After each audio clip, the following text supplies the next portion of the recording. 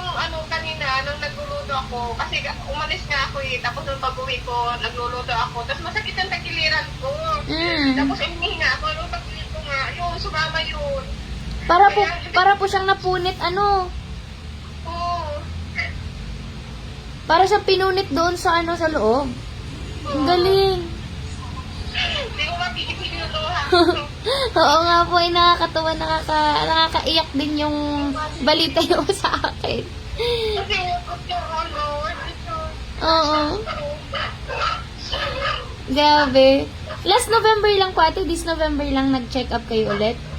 Oo, last November lang, may kunti pa daw. Pero hindi pa ako hindi ako yung ultrasound. Hindi ako bumalik. Sabi ko, hindi na lang ako babalik ay ituloy ko na lang yung barley ko kasi sabi din ng doktor, maganda daw yung barley eh. Kaya, yun naman yung nakita ko ito.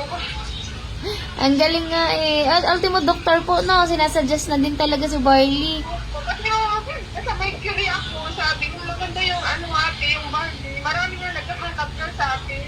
Ngayon ate, pwede ka din po mag-alok sa kanila, if ever. Ayan. Nakakaiyak po.